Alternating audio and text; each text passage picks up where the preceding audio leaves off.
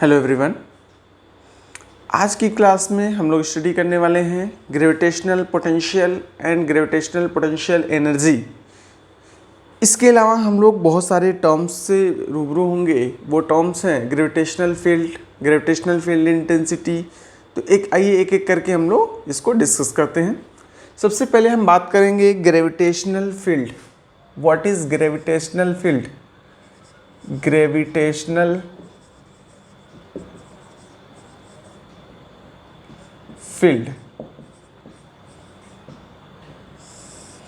Gravitational field की अगर हम बात करें तो फील्ड का मतलब क्या है कि एरिया या रीजन। कहने का मतलब है कि वो एरिया या रीजन जिसमें कोई ग्रेविटेशनल फोर्स का इन्फ्लुएंस किया जा सकता है, ठीक है, तो उसको हम बोलते हैं ग्रेविटेशनल फील्ड। जैसे कि अगर हम बात करें, मान लिया कि एक बॉडी है जिसका मास कैपिटल M है, दूसरी बॉडी जिसका मास स्मॉल m है, इसके चारों तरफ कहीं पर भी रख दिया जाए, इसके चारों तरफ कहीं पर भी अगर रख दिया जाए, ठीक है, जो भी ये रीजन आपको दिख रहा है, ठीक है, तो अगर ये इस मास पर इसकी वजह से ग्रेविटेशनल पुल यानी कि ग्रेविटेशनल फोर्स को एक्सपीरियंस किया जा सकता है, तो वो रीजन यानी वो एरिया क्या कहलाएगा? Gravitational field. ठीक है, तो अगर इनके बीच की डिस्टेंस की बात करें तो इनके बीच की डिस्टेंस क्या है? r। ठीक है, तो ग्रेविटेशनल फील्ड क्या होगा? The field are region in which a massive body experiences a force of attraction is called gravitational field. ठीक है, मतलब कि ग्रेविटेशनल फील्ड क्या होता है? वो रीजन होता है जिसमें कोई भी मैसिव बॉडी दूसरी मैसिव बॉडी के इन्फ्लुएंस को एक्सपीरियंस करे, दूसरे मैसिव बॉडी की वजह से ग्रेविटेशनल फील्ड को एक्सपीरियंस करे, तो उस पूरे फील्ड को यानी उस पूरे एरिया को हम ग्रेविटेशनल फील्ड कहेंगे। ठीक है, जैसे कि एक मैसिव बॉडी ये है, दूसरी मैसिव बॉडी ये है, तो अगर हमने कहा कि इसके चारों तरफ वो रीजन जहां पर इसको हम रखें, तो ये वाली बॉडी क्या करे? ग्रेविटेशनल फील्ड ग्रेविटेशनल फोर्स का एक्सपीरियंस करे, तो इसको हम बोलेंगे ये जो फील्ड है वो इस बॉडी का क्या है? ग्रेविटेशनल फील्ड है। ठीक है, अब नेक्स्ट टर्म आता है आपका ग्रेविटेशनल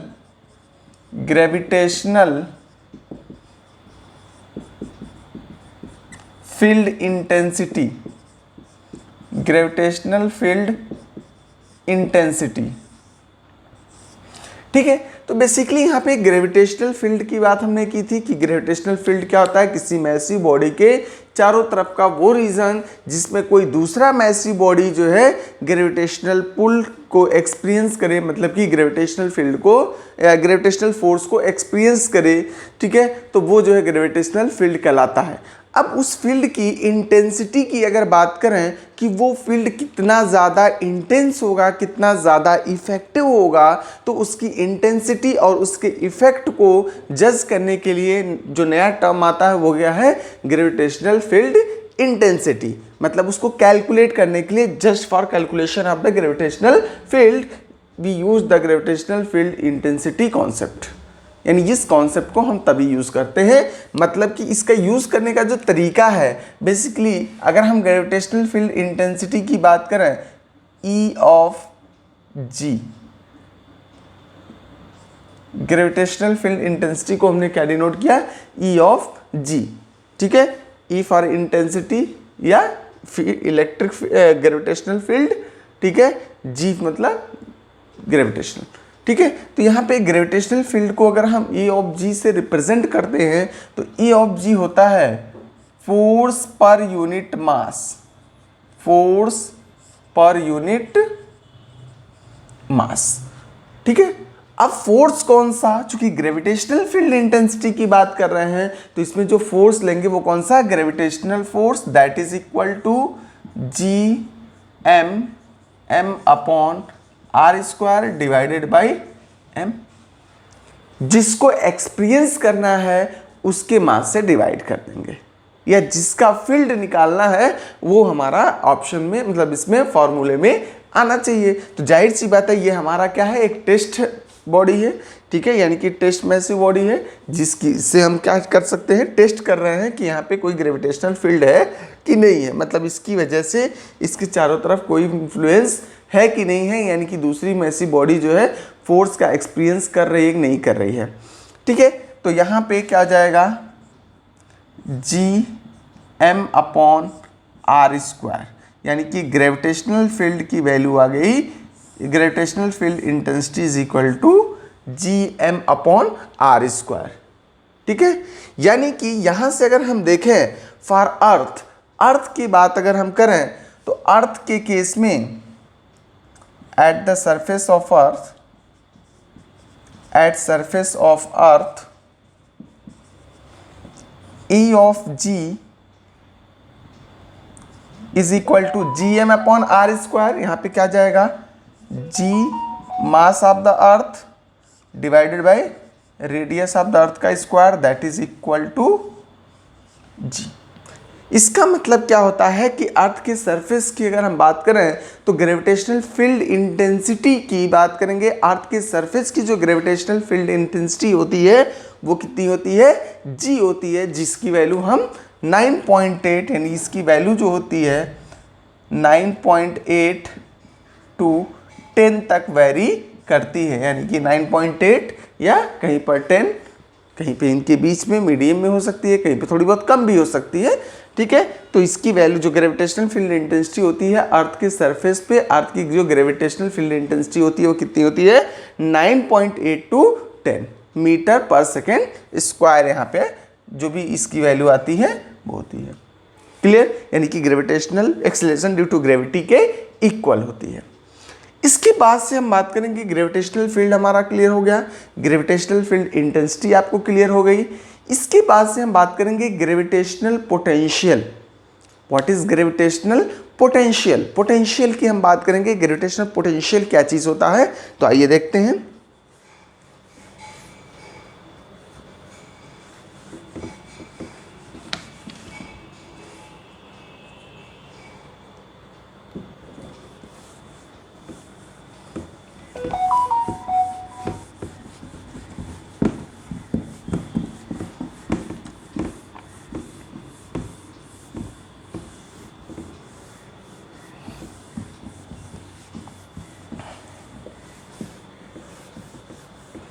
ग्रेविटेशनल पोटेंशियल पढ़ने से पहले हम लोग बात कर लेते हैं gravitational potential energy.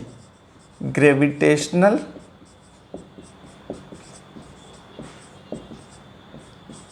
Potential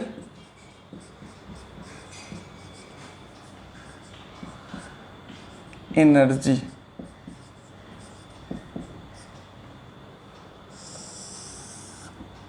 gravitational potential energy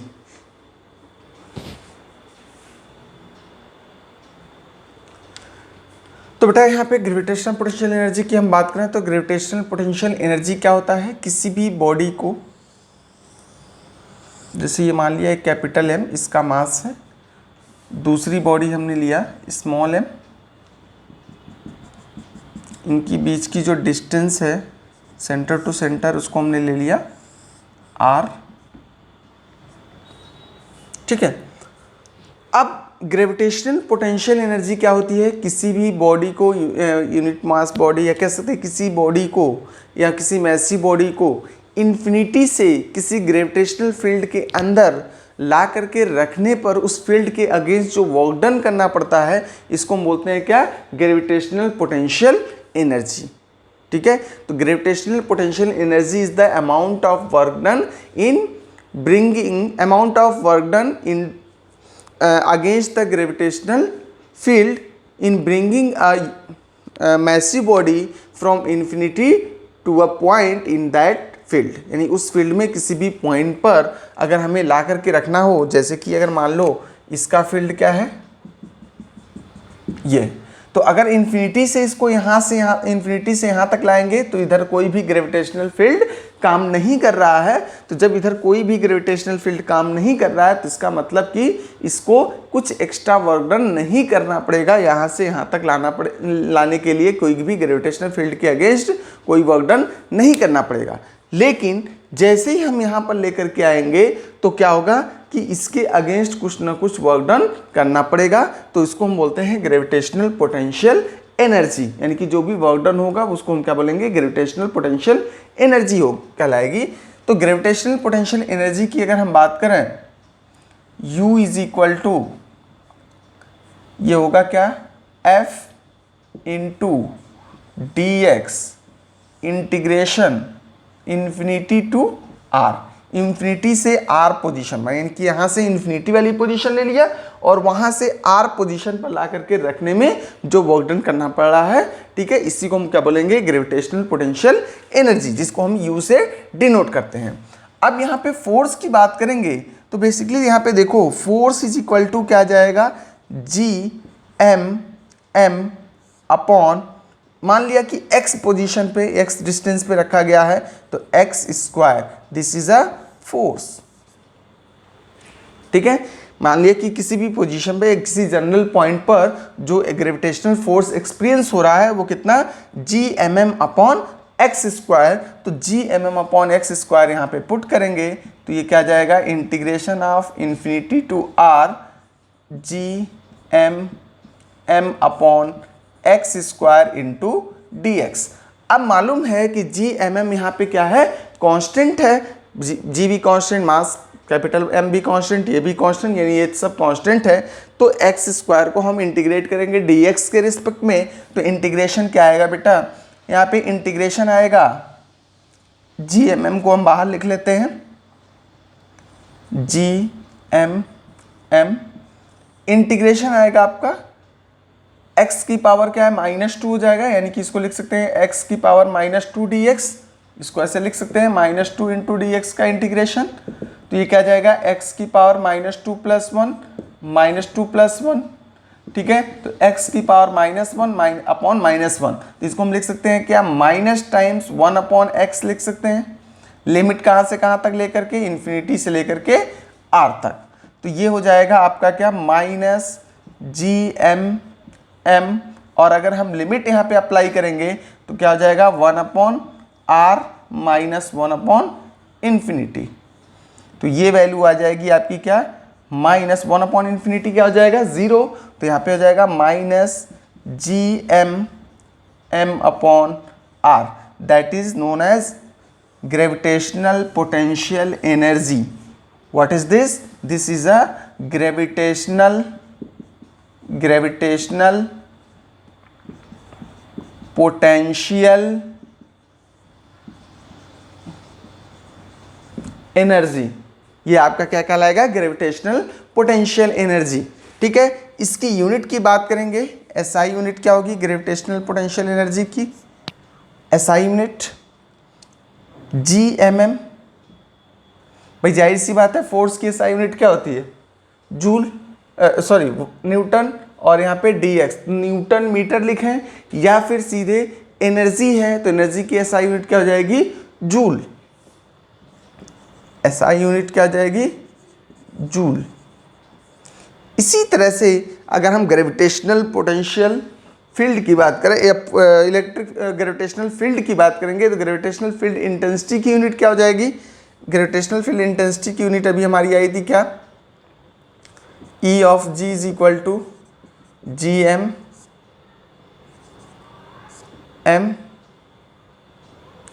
upon R square, ठीक है। अब यहाँ पे पर यूनिट मास हमने लिया था तो बेसिकली हमने क्या देखा था, Gm अपॉन R स्क्वायर, ये चीज़ आई थी, ठीक है। तो जाहिर सी बात है अगर हम इसकी वैल्यू कैपिटल G ले लेते हैं अर्थ के सरफेस के लिए तो क्या है, ग्रेविटेशनल एक्सटेंशन, तो मीटर पर सेकेंड स्क्वायर भी लिख सकते हैं। इसके बाद से जो नेक्स्ट टर्म है आपका ग्रेविटेशनल पोटेंशियल, तो ग्रेविटेशनल पोटेंशियल क्या होता है कि अगर यूनिट मास को इन्फिनिटी से, यानी यूनिट मास को इन्फिनिटी से ग्रेविटेशनल फील्ड के अंदर किसी भी पॉइंट पर ला करके रखने पर, ठीक है, जितना अमाउंट ऑफ वर्क डन करना पड़ता है उसको हम क्या बोलते हैं, ग्रेविटेशनल पोटेंशियल। तो ग्रेविटेशनल पोटेंशियल की अगर हम बात करें, यहीं पे आगे हम लोग डिस्कस कर लेते हैं क्या, ग्रेविटेशनल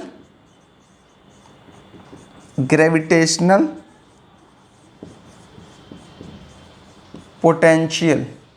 तो ग्रेविटेशनल पोटेंशियल बेसिकली क्या आ जाएगा, फोर्स या कह सकते हैं potential energy per unit mass, यानी कि ग्रेविटेशनल पोटेंशियल को V से हम डिनोट कर देते हैं। ग्रेविटेशनल पोटेंशियल बेसिकली यहाँ पे क्या होगा, work done per unit mass. ये हो जाएगा work done per unit mass. अब वर्क डन क्या होगा, वर्क डन की अगर हम बात करेंगे तो फोर्स इनटू डिस्प्लेसमेंट, यानी कि कहने का मतलब है कि वर्क डन यहाँ पे पोटेंशियल एनर्जी के equal, that is U upon M। U कितना है, -G upon R divided by M। तो यह आ जाएगा आपका क्या, V is equal to -G upon R। ठीक है, तो यहाँ से आपको क्या मिला कि ग्रेविटेशनल पोटेंशियल जो होगा -Gm अपॉन R आ जाएगा। अब नेक्स्ट है work done against gravity. Gravity के अगेंस्ट जो वर्क डन है वो क्या होगा, आइए देखते हैं। Work done against gravity,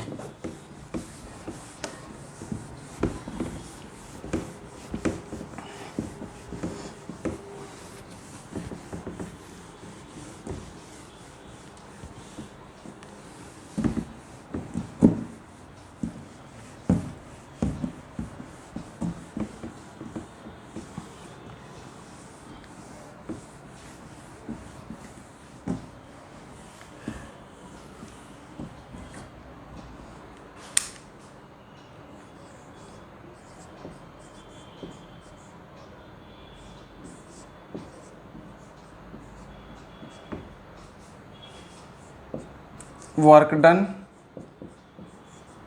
against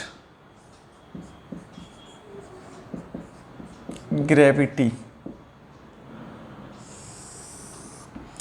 अब ग्रेविटी के अगेंस्ट वर्क डन हमें निकालना है, तो कैसे, मतलब क्या है, माना कि अर्थ की सरफेस से, that is mass of the अर्थ जो भी है, किसी भी बॉडी को अर्थ की सरफेस से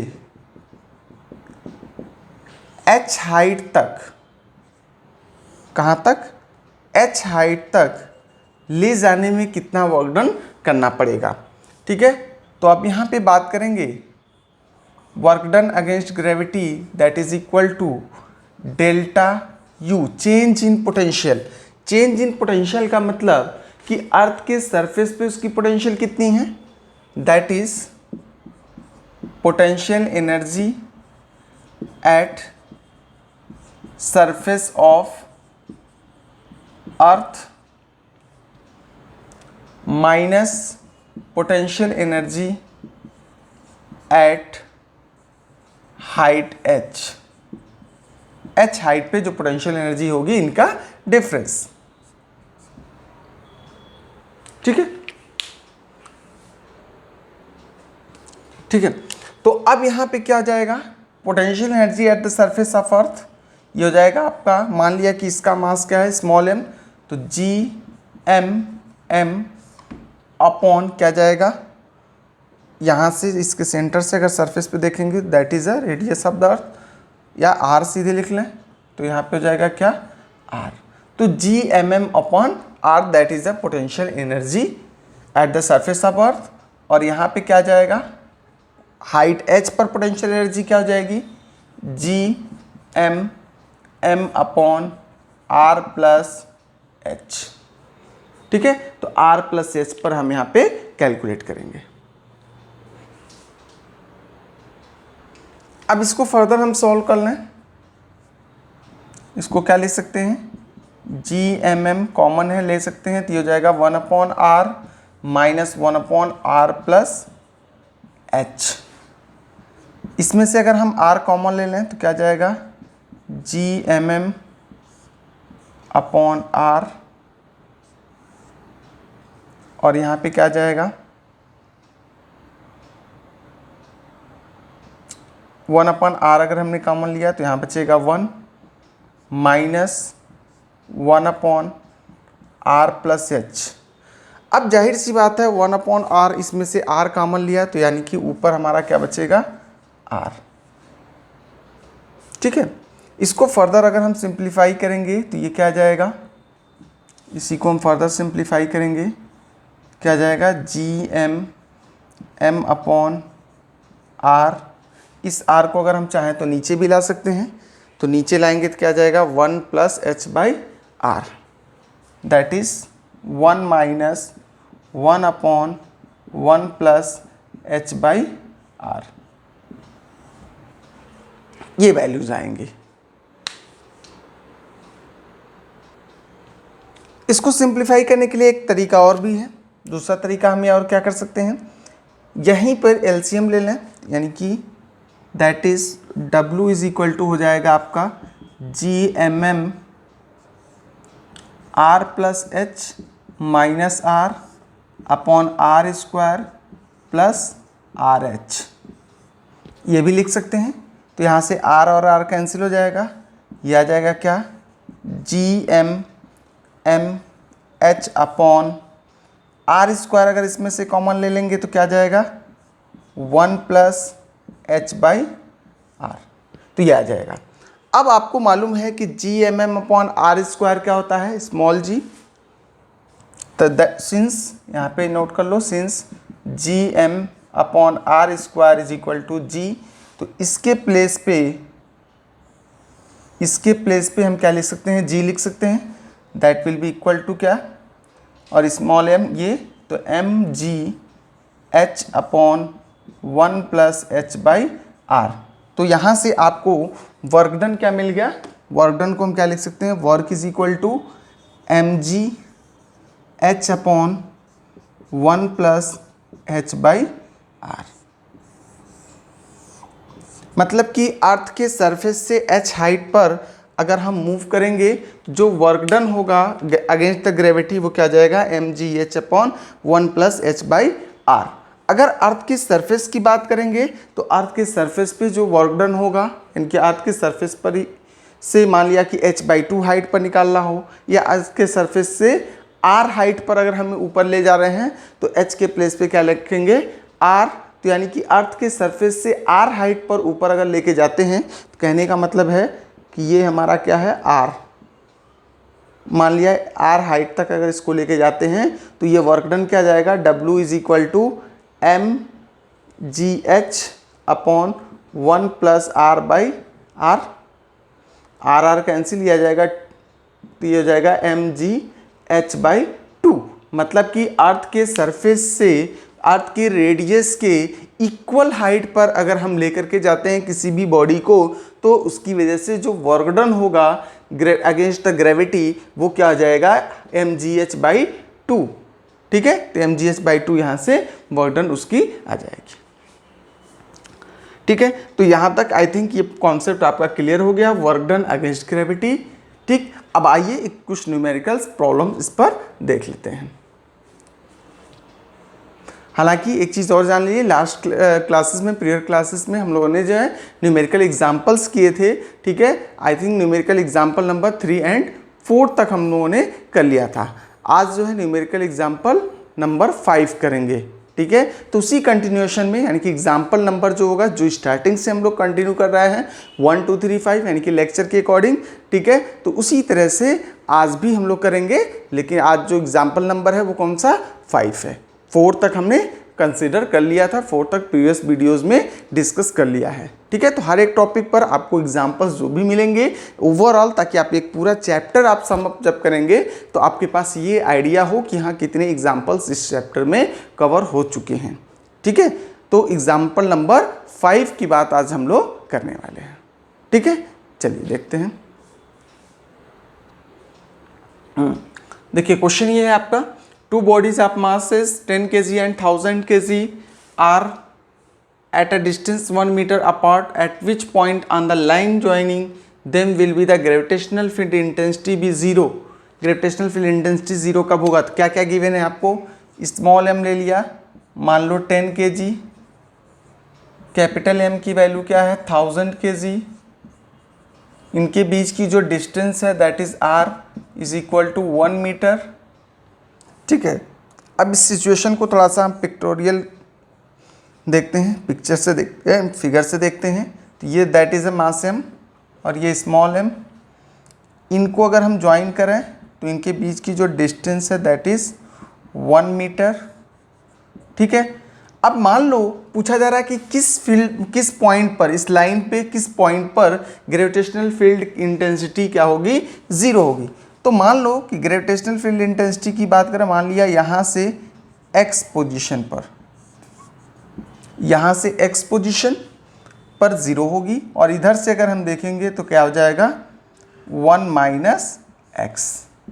ठीक है। तो अब जाहिर सी बात है इसके यानी कि एक यूनिट टेस्ट चार्ज अगर हम यहाँ पे रखें, टेस्ट मास यहाँ पे रखते हैं, तो इसकी वजह से जो ग्रेविटेशनल फील्ड होगी वो यहाँ पर, और इसकी वजह से जो ग्रेविटेशनल फील्ड होगी दोनों क्या आना चाहिए 0, मतलब इक्वल आना चाहिए, तभी ये दोनों एक दूसरे को कैंसिल आउट करके 0 नेट ग्रेविटेशनल फील्ड इंटेंसिटी यहाँ पे 0 मिलेगा।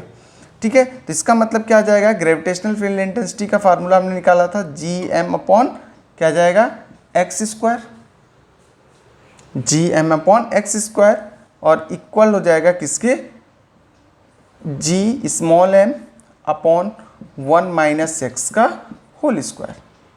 ये दोनों चीज़ें इक्वेट कर देंगे, अगर इक्वल करेंगे तो क्या मिलेगा हमें, देख लीजिए GM GM cancel, that is 1 minus x का whole square is equal to x square. तो ये हो जाएगा 1 plus x square minus 2x that is x square. यहाँ से x स्क्वायर कैंसिल हो जाएगा, तो 1 इज इक्वल टू 2x, इसका मतलब x is equal to 1/2 metre. ठीक है। तो 1/2 मीटर पर जो इसकी वैल्यू होगी वो क्या आ जाएगी, एक मिनट, यहाँ पर देखिए आपका ये मास अलग अलग है तो कैंसिल आउट यहाँ से नहीं करेंगे, एक चीज़ ध्यान रखिएगा आप लोग, जी आपका कैंसिल हो जाएगा, तो यहाँ पे क्या जाएगा m/x square that is small m/1 minus x का होल स्क्वायर। तो इसका मतलब ये हुआ, यहाँ पे हो जाएगा 1000 upon x square that is 10 upon 1 minus x का होल स्क्वायर। इसको सॉल्व करेंगे तो ये क्या जाएगा 100 टाइम्स 1 माइनस x का whole square that is x square. ये हो जाएगा क्या 100 1 plus x square minus 2x that is x square. इसका मतलब ये हुआ, इसको अंदर मल्टीप्लाई कर लेंगे तो क्या जाएगा 100 plus 100x square minus 200x that is equal to x square. इसको सॉल्व करेंगे तो आपका क्या आएगा, एक क्वाड्रेटिक इक्वेशन मिलेगा, क्या जाएगा 99x square minus 200x plus 100 is equal to 0। अब इस क्वाड्रेटिक इक्वेशंस को सॉल्व करिए, इस क्वाड्रेटिक इक्वेशन को सॉल्व करने के बाद से आपको x की वैल्यू मिल जाएगी। इस क्वेश्चन को अगर आपको लग रहा है कि क्वाड्रेटिक इक्वेशन बहुत बड़ा जा रहा है तो इसको और छोटा करने का तरीका, आप चाहो तो यहाँ से यहाँ तक x लेट कर लो, ये 1 माइनस x हो जाएगा। इसको दूसरे तरह से भी हम कर सकते हैं, और दिस इज x, तो ये क्या जाएगा 1 माइनस x, तो यही चीज़ आपकी पलट जाएगी। तो इस केस में आपका क्या जाएगा m अपॉन 1 माइनस x का whole square that is small m upon x square. यहाँ से अगर हम सॉल्व करेंगे तो क्या जाएगा m के प्लेस पे 1000 अपॉन 1 माइनस x का whole square is equal to 10 upon x square. इसको और फर्दर सिंप्लीफाई करेंगे, इसको इधर मल्टीप्लाई करेंगे, ये 0 कैंसिल, ये हो जाएगा 100x square is equal to 1 minus x का होल स्क्वायर। दोनों तरफ स्क्वायर रूट ले लेंगे तो क्या आ जाएगा, दोनों तरफ स्क्वायर रूट लेने के बाद ये आ जाएगा आपका 10x और इधर आ जाएगा क्या 1 माइनस x। इसको इधर लेकर के जा जाएंगे तो क्या आ जाएगा, इसको अगर आपको दिख नहीं रहा हो तो मैं यहाँ पे लिख रहा हूँ, ठीक है। क्या जाएगा 10x is equal to 1 minus x that is 11x is equal to 1। इसका मतलब x इज इक्वल टू 1/11, ये आंसर आपका आ जाएगा। ठीक है, तो 1/11 मीटर पर जो है आपकी वैल्यू यानी कि ग्रेविटेशनल फील्ड क्या होगी, 0 होगी। x की वैल्यू कहाँ से, यहाँ से 1/11, तो यहाँ से क्या जाएगा 10/11, यहाँ से यहाँ तक 10/11, यानी कि यहाँ से यहाँ तक 10/11 और यहाँ से यहाँ तक 1/11 पर ग्रेविटेशनल फील्ड की वैल्यू क्या आ जाएगी, 0 हो जाएगी। ग्रेविटेशनल फील्ड इंटेंसिटी जो होगी वहाँ पे 0 मिलेगी। ठीक है, तो आज के लिए फ़िलहाल इतना ही, बाकी की चीज़ें हम लोग नेक्स्ट क्लास में डिस्कस करेंगे। Thank you.